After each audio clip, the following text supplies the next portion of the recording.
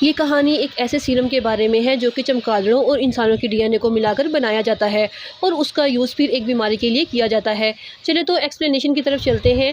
अगर आपको मेरी वीडियोस अच्छी लगती हैं तो मेरी वीडियो को ज़रूर लाइक करें और चैनल को भी सब्सक्राइब कर दें।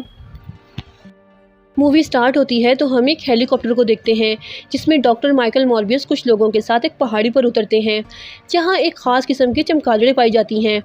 इन चमगादड़ों की खासियत ये है कि ये आम चमगादड़ों से साइज़ में बहुत बड़े और ज़्यादा पावरफुल थे। इन्हें वैम्पायर बैट्स भी कहा जाता है। फिर हम देखते हैं कि डॉक्टर मॉर्बियस अपने हाथ पर एक कट लगाता है जिससे बहुत से चमगादड़ वहाँ आने लगते हैं। अब ये सीन यहीं कट हो जाता है और कहानी जाती है 25 साल पीछे फ्लैशबैक में। अब हम यहाँ एक बच्चे को देखते हैं जो कि माजूर होता है और इसे चलने फिरने में भी परेशानी हो रही होती है। ये मॉर्बियस ही होता है। मॉर्बियस को एक रेयर ब्लड की बीमारी थी। डॉक्टर्स ने यहाँ तक कह दिया था कि मॉर्बियस के पास ज़्यादा टाइम नहीं बचा है। अब जिस हॉस्पिटल में मॉर्बियस होता है वहाँ एक और बच्चा भी एडमिट होता है जिसका नाम लूशियस होता है। इन दोनों की बहुत अच्छी फ्रेंडशिप हो जाती है। मॉर्बियस उसका नाम माइलो रख देता है। दरअसल इन दोनों को एक ही जैसी बीमारी होती है, यानी कि फिजिकल डिसेबिलिटी, यानी कि चलने फिरने में प्रॉब्लम, और रेयर ब्लड डिजीज़। जो डॉक्टर इनका वहाँ ध्यान रख रहा होता है उसका नाम निकोलस था। यहाँ हमें एक और बात पता चलती है कि मॉर्बियस बीमारी के बावजूद पढ़ाई में बहुत अच्छा होता है और उसकी ये एबिलिटी देखते हुए उसे यूएस के एक स्कूल में भेजा जाता है जहां वो अपनी तालीम मुकम्मल करके एक बहुत अच्छा डॉक्टर बन जाता है। वो ना सिर्फ एक बहुत अच्छा डॉक्टर बनता है बल्कि वो एक सिंथेटिक ब्लड भी ईजाद करता है जिसकी मदद से वो बहुत से लोगों की जान भी बचा लेता है और उसे इस ब्लड की वजह से एक नोबेल प्राइज़ भी मिलता है। एक दिन मॉर्बियस अपनी लैब में काम कर रहा होता है। उसका लैब न्यूयॉर्क में था और उसके लैब का नाम होराइजन लैब था। फिर हमें दिखाया जाता है कि इस लैब में मॉर्बियस अपनी एक कोलीग मार्टिन के साथ था। वो मार्टिन के साथ मिलकर कई सालों से इस लैब में अपनी ब्लड डिजीज़ के बारे में एक्सपेरिमेंट करता आया था। इतने सालों की मेहनत के बाद वो इस बीमारी का एक हल निकाल लेता है। डॉक्टर मॉर्बियस वैम्पायर बैट्स के डीएनए को ह्यूमन के डीएनए के साथ मिला देता है और वो इसका एक सीरम बना लेता है। मॉर्बियस को यकीन था कि ये सीरम उसकी फ़िज़िकल डिसेबिलिटी को ख़त्म कर देगा। इस एक्सपेरिमेंट के बाद मॉर्बियस अपने बेस्ट फ्रेंड माइलो यानी कि लूशियस के पास जाता है और उसे भी ये गुड न्यूज़ देता है। यहाँ हमें पता चलता है कि लूशियस बहुत वेल फैमिली से था और लूशियस मॉर्बियस को लैब के लिए फंड्स दिया करता था जिसकी वजह से मॉर्बियस अपने एक्सपेरिमेंट कर पाता था। मॉर्बियस माइलो को अपने एक्सपेरिमेंट के बारे में बताता है कि हो सकता है कि ये एक्सपेरिमेंट फिजिकल डिसेबिलिटी को कम करने में मदद करे और साथ ही वो ये भी कहता है कि हो सकता है ये ख़तरनाक साबित हो, लेकिन वो सीरम का एक्सपेरिमेंट करने के लिए बहुत दूर जाएगा। फिर सीन चेंज होता है और हम एक शिप को देखते हैं। मॉर्बियस इस शिप की मदद से अपनी कोलीग मार्टिन और कुछ किराए के कुंडों को भी अपने साथ एक्सपेरिमेंट के लिए ले जाता है। समंदर के बीच में पहुंचने के बाद सीरम को अप्लाई करने का टाइम आ जाता है। मार्टिन इंजेक्शन की मदद से ये सीरम मॉर्बियस की बॉडी में इंजेक्ट करती है, लेकिन यहाँ तो मार्टिन देखकर हैरान रह जाती है। मॉर्बियस की पूरी बॉडी आहिस्ता आहिस्ता एक इंसान से एक दरिंदे में बदलने लगती है। मॉर्बियस की हालत ख़राब होने लगती है और ऐसे में मॉर्बियस इंसान से एक वैम्पायर में बदल जाता है। ये सारा एक्सपेरिमेंट बहुत पेनफुल था और हर तरफ हलचल मच जाती है, इसलिए सब लोग वहाँ अलर्ट हो जाते हैं अपनी बंदूकों को लेकर। जब मॉर्बियस वैम्पायर में बदलकर इन सब के सामने आता है तो ये लोग उल्टा उसे ही फायर करने लगते हैं। वो सब डर जाते हैं मॉर्बियस से, लेकिन मॉर्बियस बिल्कुल अपने कंट्रोल में नहीं रहता और उसकी सुनने समझने की सलाहियत, उसकी पावर सब 100 गुना बढ़ चुकी होती है। वो बहुत पावरफुल हो गया था। मॉर्बियस वहाँ मौजूद सब लोगों को मार देता है और उनको मारने के बाद उनके सारे ब्लड को कंज्यूम कर लेता है। यहाँ मार्टिन भी थी जो इस हादसे के दौरान बेहोश हो गई थी। जब अगली सुबह मॉर्बियस उठता है तो वो देखता है कि सब लोग मारे जा चुके हैं। फिर वो सीसीटीवी फुटेज को देखता है तो अपने आप को देखता है। फिर वो सब प्रूफ्स को ख़त्म कर देता है ताकि पुलिस उसे पकड़ ना सके। पुलिस जब वहाँ आती है तो मार्टिन को साथ ले जाती है और मॉर्बियस वहाँ से पहले ही भाग चुका होता है। फिर हम मॉर्बियस को देखते हैं जो कि लैब में पहुँचता है और वो वहाँ अपनी पावर्स को चेक करने के लिए अलग अलग चीज़ें ट्राई करता है। ये सब चेक करते हुए उसे पता चलता है कि अब खुद को ज़िंदा रखने के लिए उसे ह्यूमन ब्लड की ज़रूरत होगी। अगर वो ब्लड को कंज्यूम नहीं करेगा तो वो पहले की तरह बन जाएगा। लेकिन डॉक्टर मॉर्बियस एक अच्छा इंसान होता है।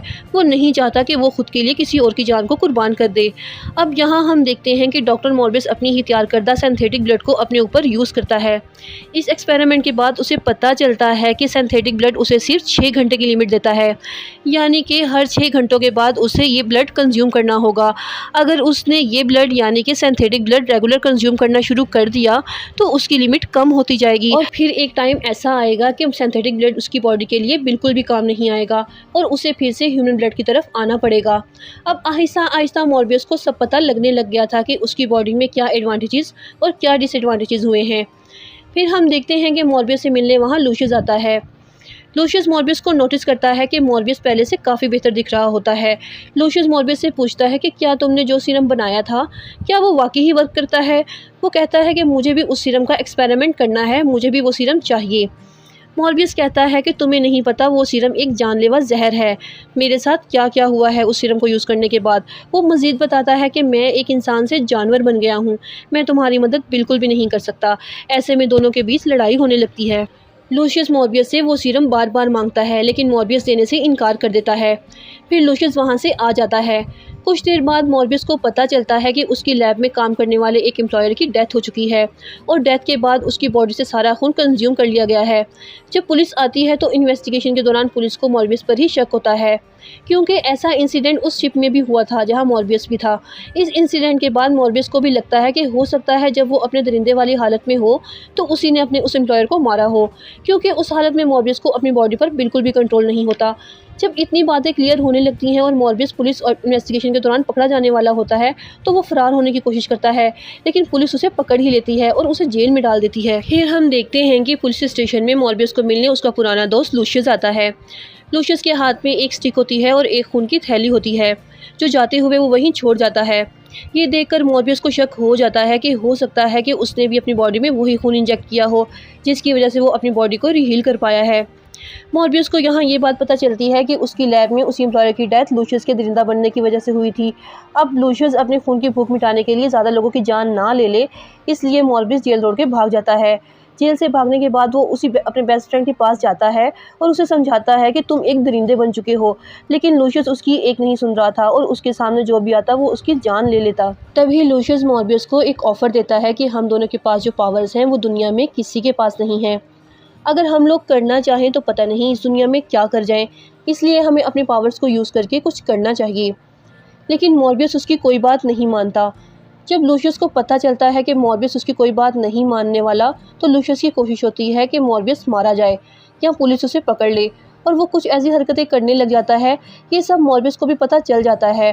फिर मॉर्बियस लैब में जाकर कुछ ऐसा सीरम बनाने लगता है जिसको बॉडी में इस्तेमाल करके इंसान अपने पहले वाले फॉर्म में वापस आ सके। इसका यूज़ मॉर्बियस लूशियस पे करने वाला था। दूसरी तरफ हम लूशियस को देखते हैं जिसने इंसानों का खून पी कर खुद को बहुत ज़्यादा ताकतवर बना लिया था। बस इतना ही नहीं, लूशियस अपने ही डॉक्टर को भी मार देता है। लूशियस मार्टिन पर भी अटैक करता है। मार्टिन की हालत बहुत ज़्यादा ख़राब हो जाती है। मॉर्बियस उसे वहाँ बचाने आता है, लेकिन मॉर्बियस बहुत कमज़ोर हो गया था, जबकि दूसरी तरफ लूशियस बहुत ही पावरफुल। इसकी एक ही वजह थी और वो ये थी कि लूशियस ने अपने आप को ह्यूमन ब्लड कंज्यूम करके अपनी पावर को इंक्रीज़ कर लिया था, जबकि मॉर्बियस ऐसा नहीं कर रहा था। वो अपने ही बनाए हुए सिंथेटिक ब्लड पर सर्वाइव कर रहा था। यहाँ मार्टिन मॉर्बियस से कहती है कि उसे लूशियस को रोकना ही होगा। अगर उसने ऐसा नहीं किया तो वो बहुत ज़्यादा नुकसान करेगा और इंसानों की जान लेता रहेगा। मार्टिन कहती है कि अगर तुम्हें लूशियस से लड़ना है तो तुम्हें अपनी पावर को बढ़ाना होगा, ह्यूमन ब्लड कंज्यूम करना होगा। वो उसे कहती है कि तुम मेरा ब्लड कंज्यूम करके खुद को ताकतवर बनाओ और इसका किस्सा तमाम कर दो। अब ना चाहते हुए भी मॉर्बियस मार्टिन का ब्लड कंज्यूम कर लेता है ताकि वो लूशियस से लड़ पाए। फिर हमें लूशियस और मॉर्बियस के बीच बहुत ही ज़्यादा शानदार लड़ाई दिखाई जाती है, क्योंकि लूशियस मॉर्बियस से बहुत ज़्यादा स्ट्रॉन्ग था, तो वो बार बार मॉर्बियस को बीट कर रहा था। अब यहाँ मॉर्बियस को एक और बात पता चलती है कि इस पावर के अलावा उसके पास एक और पावर भी है, जो कि था चमगादड़ों के साथ कम्युनिकेट करके, यानी बात करके उन चमगादड़ों को अपने अकॉर्डिंग कोई भी काम दे देना। मॉर्बियस उन बैट्स की हेल्प से लूशियस पर एक बहुत ही ख़तरनाक किस्म का अटैक करता है, जिससे लूशियस गिर जाता है। फिर मॉर्बियस लूशियस के पास जाता है और उसकी बॉडी में अपना बनाया हुआ सीरम इंजेक्ट कर देता है, जिसको इंजेक्ट करते ही लूशियस मारा जाता है। फिर मॉर्बियस वहाँ से चला जाता है, लेकिन वहीं पर हमें अगले सीन में मार्टिन दिखती है, जो पहले मरी पड़ी हुई थी, लेकिन अब वो बिल्कुल ठीक हालत में होती है, क्योंकि अब उसके अंदर भी मॉर्बियस जैसी पावर आ चुकी थी, जिसका रीज़न ये था कि लूशियस ने उसको पूरी तरह नहीं मारा था और उसको ऐसे ही छोड़ दिया था। अगर वो उसको मार देता तो वो जान से मारी जाती, लेकिन उसने उसको आधी मरी हुई हालत में छोड़ दिया और उसकी बॉडी बैट्स के डीएनए से कम्युनिकेट कर चुकी थी, और यही रीज़न था कि वो भी एक स्ट्रॉन्ग वैम्पायर बन चुकी थी। वहीं पर हम बैट्स के बीच मॉर्बियस को भी उड़ता हुआ देखते हैं, बिल्कुल वैम्पायर बैट्स की तरह।